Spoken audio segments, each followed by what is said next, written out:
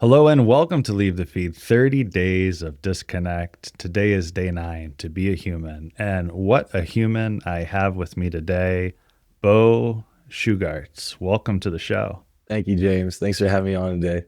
Let's start with your story. And I know I'm going to ask a lot inside of this questions, but curious about your trajectory in football as it relates to storytelling and your passion for disconnection. I'm a Division I college football player while simultaneously working on a television project in collaboration with 1895 Films called 30 Days Offline. And so, I come from a football family, always been, part of the gridiron, right? That led me playing college football. And I just graduated from Bryant University, just finished my undergrad a couple days ago. But within my time there, I really while playing football, I really found an identity as a student in the classroom. And through a few, interesting assignments that led me into just being more confident as a student, reaching out and just participating in things I haven't before. So I signed up to go study abroad with a class called The Art of Storytelling. That led to us going to the 64th Monte Carlo Television Festival in Monaco. There, I competed in the Tell Me a Story pitch contest and I won it. And so with that, I got to work with and still am. I'm working with 1895 Films and their CEO, Tom Jennings. We've gotten to the point where we've developed a sizzle reel and yeah, getting ready to put it out there.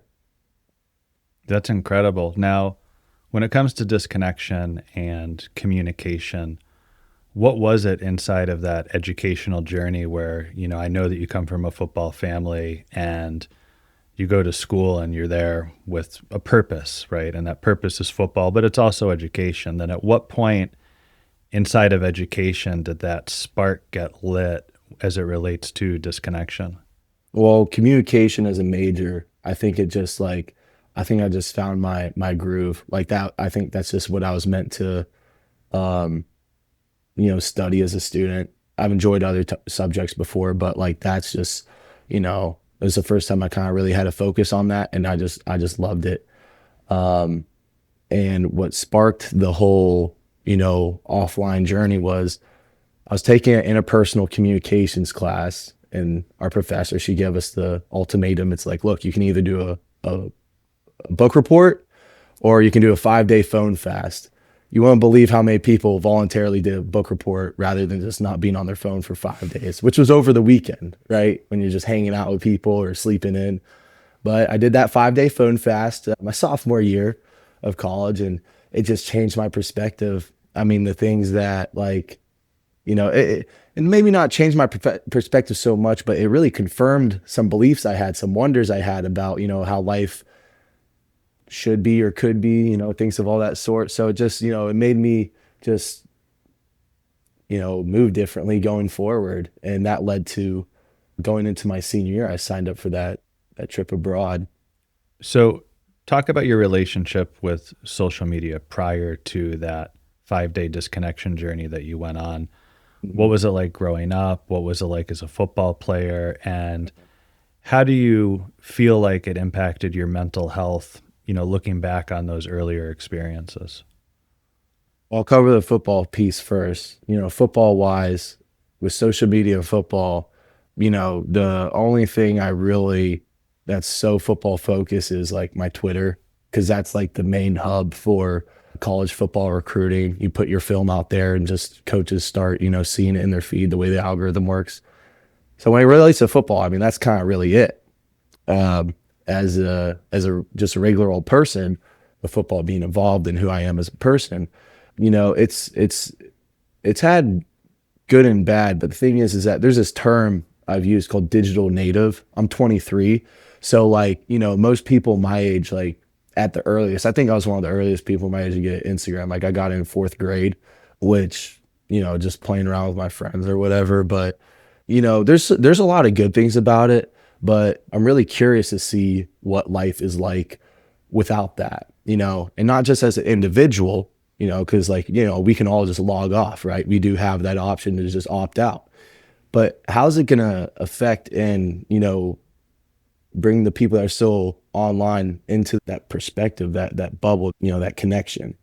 Let's talk about the perspective shift Yeah. because like you mentioned, a lot of people grow up, especially in your generation, and phones are all around them. They want what their parent has. There's a tablet in hand, and they don't really grow up, or humans don't grow up right now with true authentic living. A lot of times they do in certain places. When you got to college, then you had this disconnection journey for 5 days. What was the perspective shifts that happened to you, and what inside of the human experience started to open up that like illuminated you into like now, a couple years later, pursuing creating this film? First thing that comes to mind is the curiosity and the trust. So day one, okay, I told all my friends because like I said, I play football, right? I had morning workouts to go to, but my alarm clock is my phone. Um, and also if something, changes last minute, for any reason something gets canceled, I need my phone to be notified. They do it, just, because it's so convenient. They can do it any minute. It's not that well planned ahead. So days leading up to it, I had to prepare people. Hey, I'm gonna be going 5 days without a phone this weekend. Blah blah blah. Can you, kind of rely on you as like, backups plans if I need to, use you right for waking me up or whatever. So on day one, say, I didn't have a clock, I didn't have a wristwatch. If I really wanted to, I would have to open up my laptop to do anything. I just wasn't gonna go that far. Instead, I would go and just ask my roommates, and if none of them went home, I'd go across the hall to the other dorm and just barge in, like, yo, like, what time is it? And so that was the first thing I noticed. Like a lot of people were like, oh, it's 10:15. And they go, did you just come in here to ask me the time? I'm like, yeah, I'm sorry. Remember, I don't have a phone. They're all frustrated, like I'm annoying them. And they're like, oh, okay. All right. And then they're just like, all right, like whatever. That's just, Beau just, doing Beau stuff, I guess. But then like, as I said, I'm barging into their bubble, kind of like, interrupting their flow of things. Well, now I'm getting more immersed in it. Say on day three, I now find, my own little, homeostasis, whatever, find my own things to do to just hang out, chill out, enjoy the weekend. And I'm noticing like people coming to me, and not just like one at a time. Like usually like it would be like groups of two or three, and they just like walk into my room and they're like, hey, what are you doing? And I'm like, oh, like, just, reading a book or whatever. I don't know. I don't think I was reading a book, to be honest, but just hanging out, like, Yeah, and they're like, yeah. what are you guys up to? And they're like, dude, we just remembered you don't have a phone. We were wondering what you're up to, like I had more people coming to talk to me in person than I had reaching out over text. What I think that's all about is because they knew like, hey, if we want him, we got to go get him. And so, it really, refined and like put a lot more depth to basic relationships, because we got our best friends and we got our friends and we got our acquaintances and our peers, right?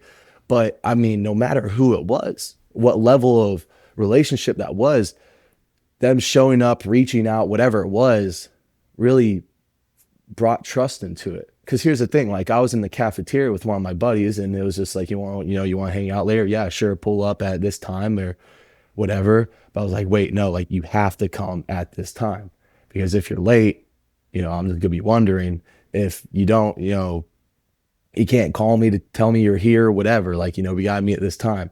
And so whenever I'm sitting in a chair at the common area of college, whatever, and I see, so and so walk in on time, it's like, hey, there he is. But like that curiosity that I was talking about, you're so more curious, and there's more, you just don't know until you see it happen. Well, when you see them walk up, it's like, there's my friend, on time here, we're about to do this together. Whatever it is we're about to do, hang out, get food, talk for 5 minutes. We're doing it together.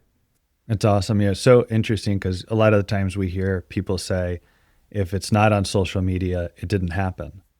Yeah. And the opposite to that, I would ask you is like, when you're not on social media, what does happen? And you brought up that connection points with other people and how that grew and manifested in ways that you never would have imagined. I'm curious for the times that you were alone in moments, whether you're eating a meal, whether you're reading, studying, whatever you're doing.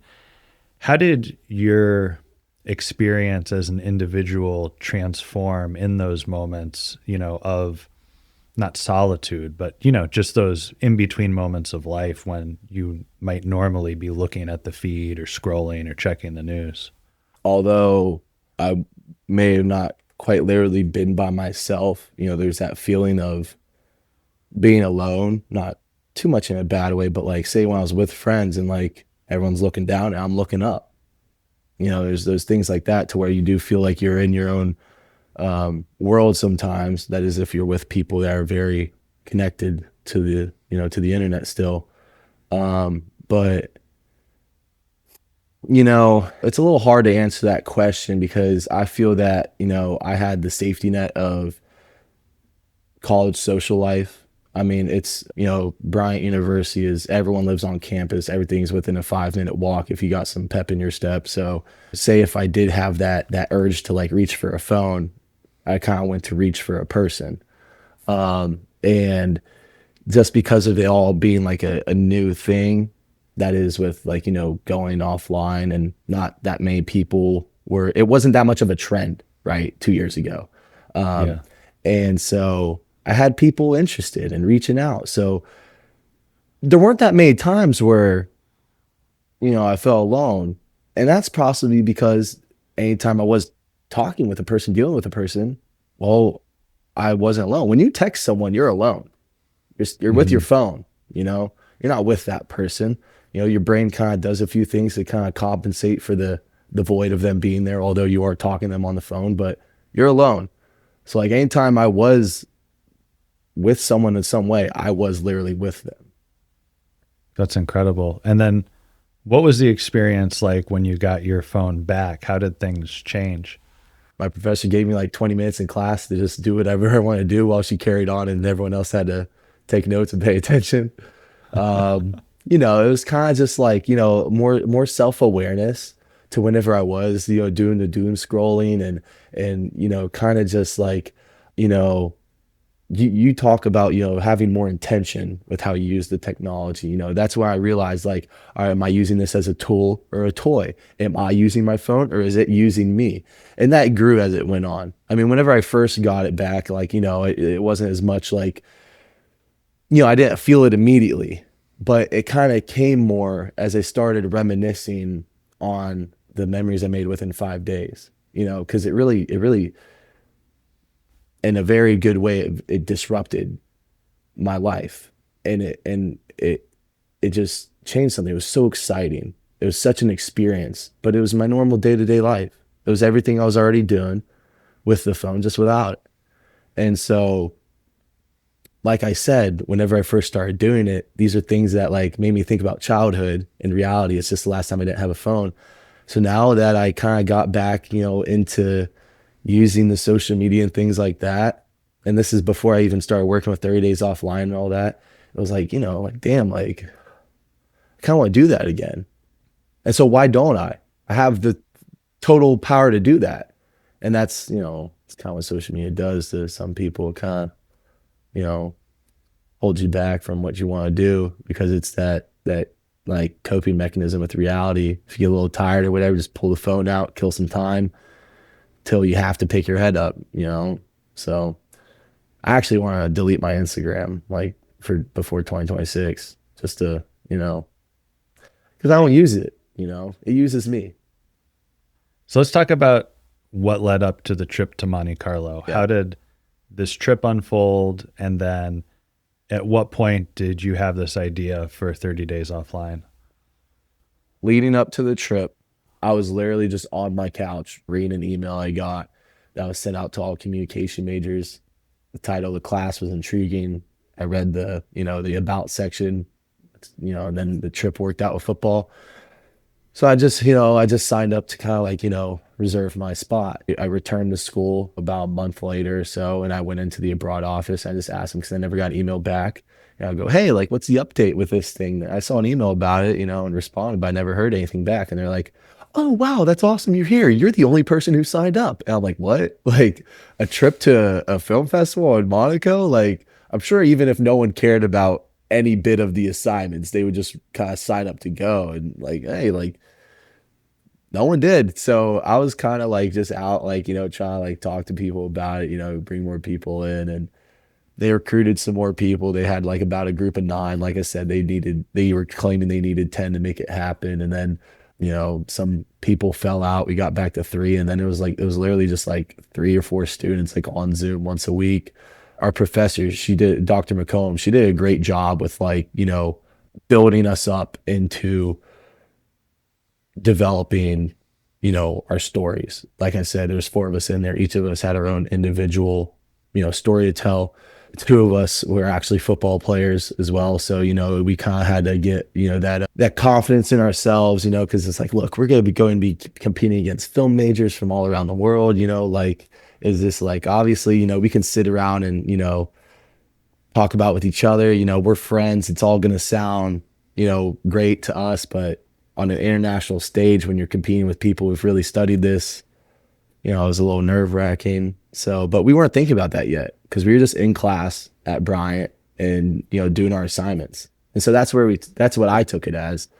And so just through the brainstorming process, 30 Days Offline came about as I was kind of reflecting on that 5-day phone fast and my whole personal philosophy behind things.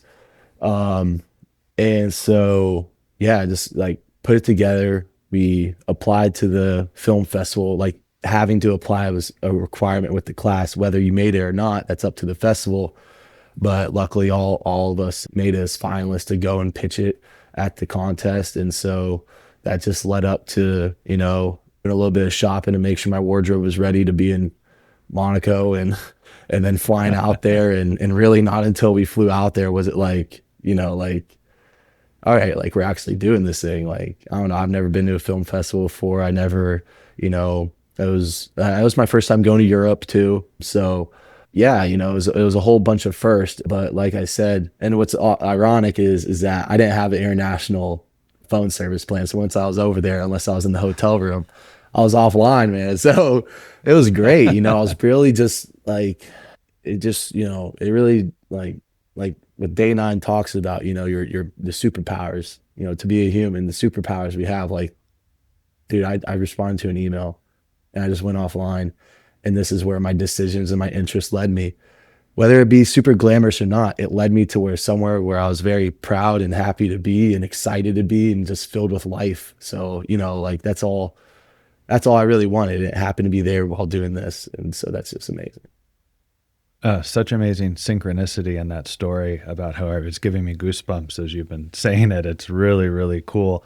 So the pitch itself, yeah. Were you in front of like what type of audience was it? And yeah. What was the pitch like? There's 4 judges, one of them being Tom Jennings. He's the CEO of 1895 Films, Emmy and Peabody award-winning filmmaker. And then there was also 3 other judges as well. And then in the crowd was just like, just a couple like media outlets and journalists, like writing and stuff. And then, there was a couple like just executives from like production companies, like from around the world. Like I met this one guy from Norway, I believe, and things like that. It's the part of the business panel content sessions. So a lot of the people that were in there were, not really like any of the, the actors and things like that, but a lot of people that just like, do the behind the scenes of the business side of big productions with TV and film. And so, besides like, those 4 judges, it's like, okay, like, everyone in this room is, like I would listen to their advice, their opinions that they have to say about everything. Like it's very like everyone in there has, a valuable opinion based off what I was doing. I could learn from every single one of them. That's the type of environment it was. It wasn't overly crowded. I'd say it was probably about like maybe 30 people or so, but the way we did it is that there were 7 total finalists in the pitch contest. So we did 4 of us, and then we did like a 1-hour break where they had a business panel session, and then they did the last 3 of them, and then they announced the winners. They had all 7 of us on stage, and they made up a runner-up award on the spot because two of the other young ladies that were there, they're, oh my gosh, like everybody that was there, like seriously, I'm sitting there watching them present and I go, you know what, every single one of them, when you log on to like something like Netflix and it shows like top 10 features, in the country or whatever, I'm like, every single one of these, like I can see this being up there. And so, and it's just amazing, like, because they're all different too. It's just, storytelling is such an innate part of humanity. And so seeing it all come together on an international stage, just really shows you like, we're all like, the same, how similar we can all be in our own ways. And there's some humor to that. Oh, and then also like, we were on stage, we all each had 5 minutes max to do it. Some people, they already had filmed, kind of what it would be about. The whole pitch contest was about nonfiction, like documentary, docu type stuff. So, some people, they already had some film to show and edited together. Others, like me, I was kind of more so pitching the overall concept of it. Like I took it as if I was like presenting it in front of my classmates back at Bryant, because in reality, like that was the final assignment.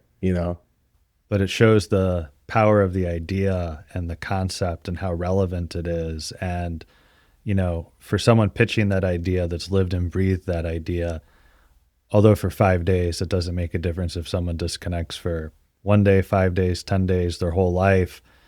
It's the experience, it's the human experience that comes from it. You can present ideas and concepts when you've lived it and you embody it. It must have really come through. So I'm so happy for you. Thank you.